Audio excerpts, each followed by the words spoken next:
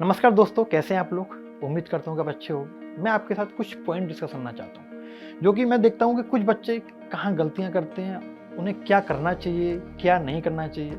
तो कुछ पॉइंट है मैं आपके साथ डिस्कस करना चाहता हूँ। सबसे पहला पॉइंट मैं आपको बताऊँगा कि हमें ना सब्जेक्ट वाइज तैयारी करनी चाहिए। जैसे मान लीजिए मेरा आज का दिन है, हम पहली बात तो जो गलती करते हैं वो करते हैं कि यार मैं ना अगले 15 दिन का टाइम टेबल बना लेता हूँ। आपने अगले 15 दिन का पूरा शेड्यूल बना लूँगा, मुझे ऐसे ऐसे पढ़ना है। नहीं, आप ये गलती मत करो, क्योंकि आप ना अगले 15 दिन तक उसको फॉलो नहीं कर सकते। आप पर डे के हिसाब से टाइम टेबल बनाओ। जैसे मान लीजिए आप सुबह उठे, आप सुबह टाइम से उठिएगा, अपना टाइम टेबल बनाओ कि यार मुझे आज 10 घंटे पढ़ना है या 8 घंटे पढ़ना है। मुझे सब्जेक्ट वाइज पढ़ना है, मुझे 2 घंटे मैथ्स पढ़ना है, फिर मैं कुछ देर ब्रेक लूँगा, 15 मिनट का मान लीजिए ब्रेक लिया, फिर मैं 2 घंटे इंग्लिश पढ़ूंगा, 2 घंटे जीएस पढ़ूंगा, 2 घंटे रीजनिंग पढ़ूंगा। यानी आपको पढ़ना सारा पड़ेगा। ऐसा नहीं है कि किसी एक सब्जेक्ट पर अच्छी कमांड कर लो। आपको पता है कि अब एग्जाम में सारे सब्जेक्ट की बराबर वैल्यू है, अच्छी तरह आपको सारे सब्जेक्ट कवर करने पड़ेंगे।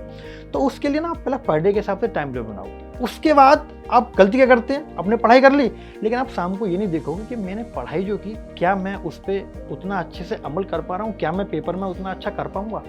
उसके लिए आपको जरूरी है मॉक टेस्ट देना, क्योंकि जो आप पढ़ रहे हो उसकी आपकी तैयारी कौन आंकेगा। एग्जाम में तो आप डायरेक्ट आंकोगे नहीं, आपको उससे पहले मॉक टेस्ट देना बहुत जरूरी है। और मॉक टेस्ट जब आप देंगे ना, तो उसमें आपको पता लगेगा कि कहाँ मेरी कमी रही। कुछ बच्चे देखते हैं कि अच्छा परफॉर्म कर लेते हैं, लेकिन मॉक में नहीं कर पाते। क्यों? क्योंकि उनकी तैयारी अच्छी है, लेकिन उनकी प्रैक्टिस नहीं है कि मैं मॉक में टाइम बाउंडेशन में देकर पेपर दे पा रहा हूँ। वही गलती आप पेपर में करते हैं, तो आपको वो गलती नहीं करनी। नंबर 1 पॉइंट मैंने क्या बताया आपको, आपने पूरी पढ़ाई की। नंबर 2 कि आप उसको मॉक टेस्ट देके अपने आप को आंको, कहाँ आपकी कमी है। जब आप एनालिसिस करोगे तो आपको पता लगेगा। नंबर 3 पॉइंट ये है कि आपने अब एनालिसिस कर लिया, अब आपको उस पर क्या सही करने की जरूरत है, कैसे आप उसको सही करेंगे जो आपकी कमी है।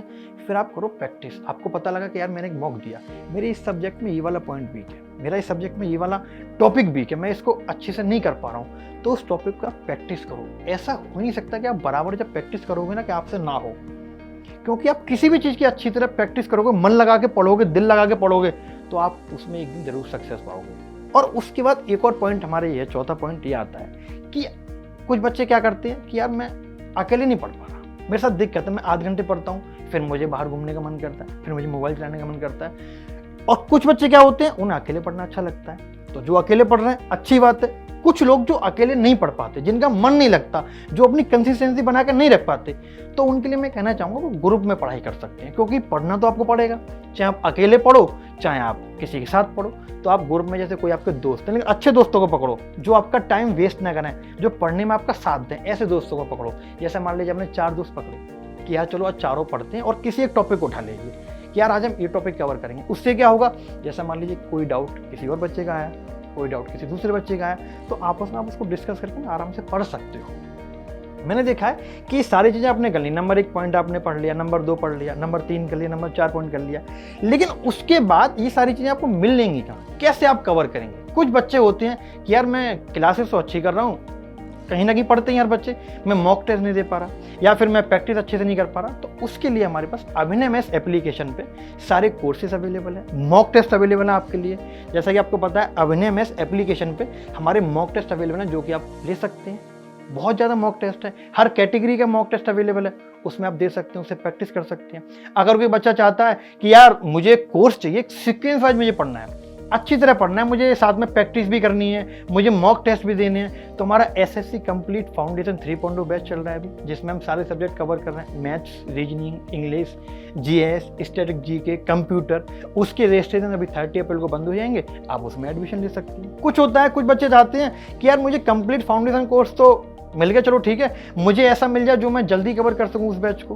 तो अगर कोई बच्चा चाहता है, उसमें हमारे रिकॉर्डेड कोर्स भी अवेलेबल है, हमारा मैथ का कोर्स भी अवेलेबल है, 88 डेज के नाम से है। 88 डेज के नाम से और भी सब्जेक्ट के कोर्सेज अवेलेबल हैं, आप वो भी ले सकते हैं। कुछ बच्चों की कैरी आती है कि सर मैं कोर्स तो ले लूँगा, लेकिन मुझे क्या है, मैं हर एसएससी के मान लीजिए मैं और भी एग्जाम दे रहा हूँ, या सीएचएसएल का एग्जाम दे रहे हैं, या सीजीएल का एग्जाम दे रहे हैं, सीपीओ का एग्जाम दे रहे हैं, मैक्सिमम बच्चे हर फॉर्म भरता है। तो उसके लिए ऐसा क्या है कि जब मैं एक ही बार में कोर्स ले लूँ, अच्छे से तैयारी करूँ, तो उसके लिए हमारी अभिनय मैथ्स ऐप पर A to Z पैक के नाम से कोर्स अवेलेबल है। A to Z पैक में क्या होता है, जैसे मान लीजिए हमारे SSC कैटेगरी जो भी एग्जाम होंगे हमारे यहाँ में अवेलेबल हैं, वो सारे कोर्स आपको मिल जाएंगे। एक ही बार में आप परचेज कर सकते हैं, एक ही बार में उनसे सारी पढ़ाई कर सकते हैं। लाइव बैच भी मिलते हैं, उसमें आपको रिकॉर्डेड कोर्स भी मिलते हैं। अब बात आती है कि एक और बच्चे का क्वेरी क्या है कि उन्हें क्या करना चाहिए, क्या नहीं करना चाहिए। कुछ बच्चों के साथ मैंने एक बात देखा है कि यार वो ना, जैसे मान लीजिए कल उनका एग्जाम है, तो आज क्या करेंगे, वो पूरी रात पढ़ेंगे।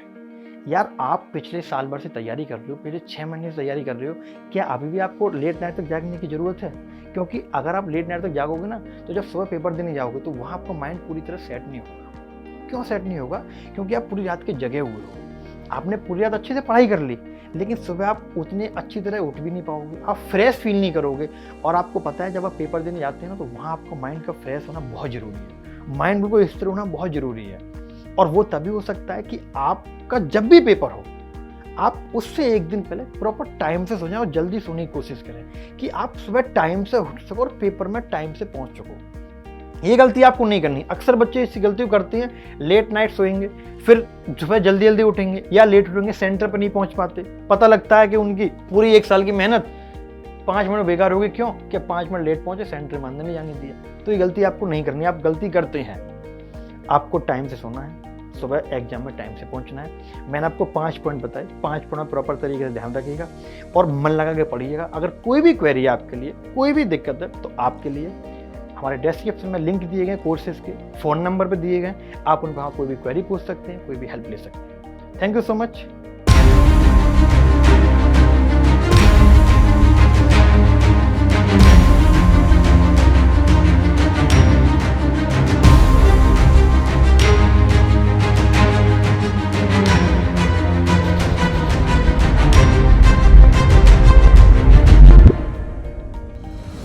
सफलता कभी अंतिम नहीं होती और असफलता कभी घातक नहीं होती। मायने रखता है वो है साहस।